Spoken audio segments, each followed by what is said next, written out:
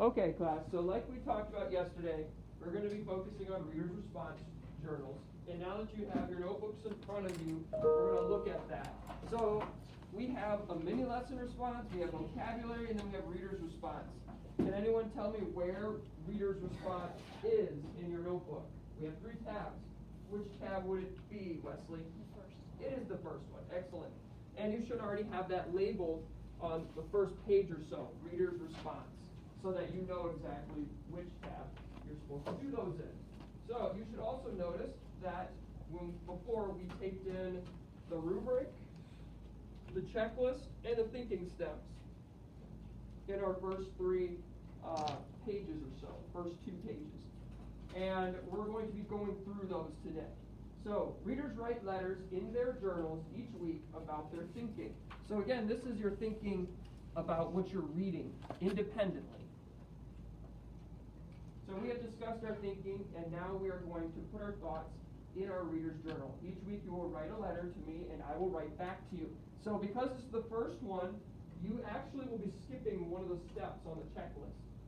One of the steps on the checklist is to answer questions that I wrote to you. You obviously are not going to be doing that because it's your first official reader's response. So you'll actually skip that step. But on the second time around, you will have questions, and you'll have to answer some of those. So let's think about the letter I shared with you yesterday. This week I want you to write a letter to me about your thinking. Let's look at the letter I wrote to you in your journal, and you can use this letter as a reminder of how to write your letter. So let's look at that letter really quickly. It was something I talked about before. When you start out, you're talking about what you're reading. So you're going to underline the title of the book. And then because you're reading this book, you have the information readily available to you. Yes, Kate? The camera is tilted. It's fine. It's fine. Okay. It's being difficult, and I'm just going to leave it the way it is. I'm not going to put too much thought into it.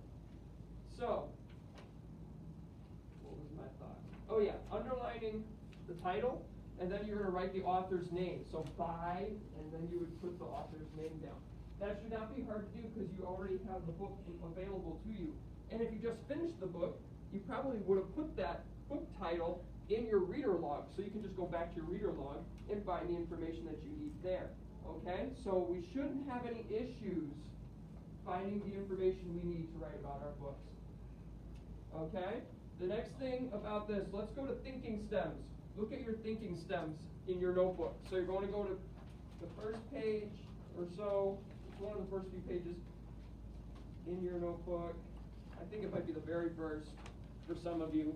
So it says, tracking our thinking, monitoring comprehension, thinking stem. You're going to pick a starter sentence. So when you get to a thinking stem, you're going to pick one, and then you're going to write about it. So it starts you off, and then you're going to keep going, just like they did in your sample writing.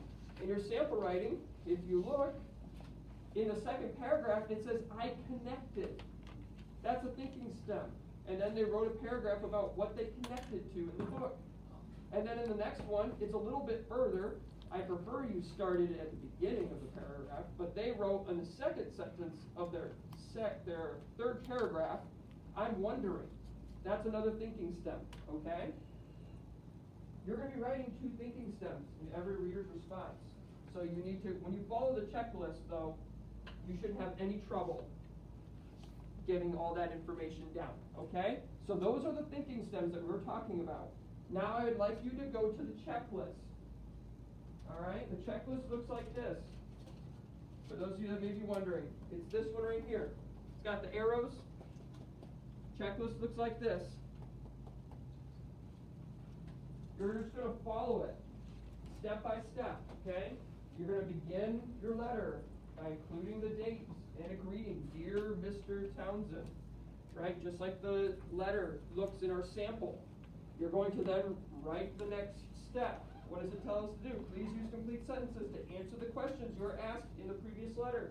If I didn't ask you any questions in the previous letter, you skip that step and you go to the next one. Now, that's really only going to happen in this first one, but every other one after that's probably going to have a question in there somewhere. Okay? Yes, Wesley? I thought your name was Mr. Townsend, not Townsend. Mr. Townsend, yeah, that's how it is town and send put together, but pronunciation wise, it's usually Townsend. Okay, but it's okay. If you say Townsend, I'm not gonna freak out about it. I respond to both, so it's not a big deal. Okay.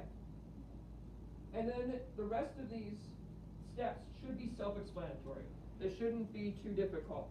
If you need help though, raise your hand. I might be able to come over to you if I'm not busy with something, okay?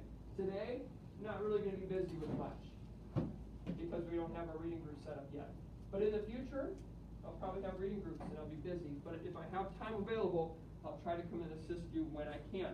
If you need help badly, some of you guys have been doing a pretty good job of this, but yeah, you can go to another student and ask a quick question. And maybe they have the answer for you of what to do. That's okay as long as you aren't making a huge disruption and then you're going back to work after the question's been answered. Alright, so when you follow that checklist, you should be golden. You should have everything you're looking for. Now there's the third piece, and that's the rubric. You should have that somewhere in here. Everyone put it in different spots. But it kind of looks like this. It's probably a little cut up, right, because it was a little big. But here's the rubric. A total of 20 points is what you get for every letter. And this is what I'm looking for. It tells you exactly what I'm looking for. So that means all the information you need to get full points for any letter that you write is all there. It's all been handed to you. The steps, the thinking stems to help you write, the rubric of what I'm looking for is all there. All the information. So, if you have any questions, I would look there first. Alright? If you need help wondering what your letter should look like, you have a sample right here that shows you what it kind of looks like. Now, of course, yours is going to be in cursive.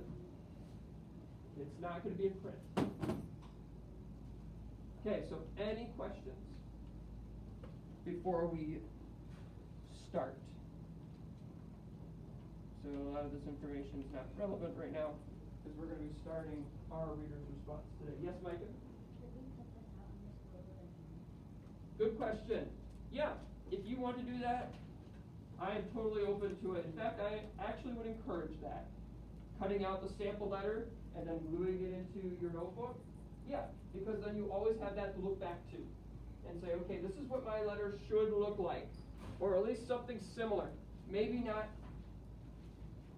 as many paragraphs. It might only be 3 because you do 2 thinking stems, maybe an intro paragraph. Okay? So maybe it's not as many, but it should look similar to that. Alright? Any other questions before we begin? Marcos, any questions? No? Okay.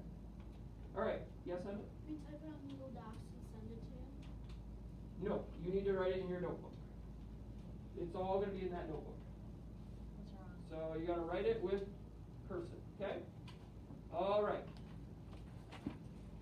So if that's all the questions, that's what we're doing. Oh yeah, one more thing. When I'm reading your letters, I will be noting like maybe some misspellings, and you can use those as personal words for your word study over there with Mr. Reed, okay? That could be some of the words you could choose from to add to your word study list. Alright, so keep that in mind. When you're going through and you're trying to figure out what personal words to use, you could use those. Alright, so steps today. You're going to be reading independently. You're going to write your first reader's response today. And then you're going to do a cursive practice. That's all the things that you're doing today. I'll write those down on the board for you so you know what to do today.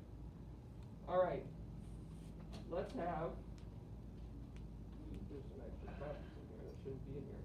Let's have, Amelia, can you hand out these cursive practice worksheets for me? Yes. Alright, thank you.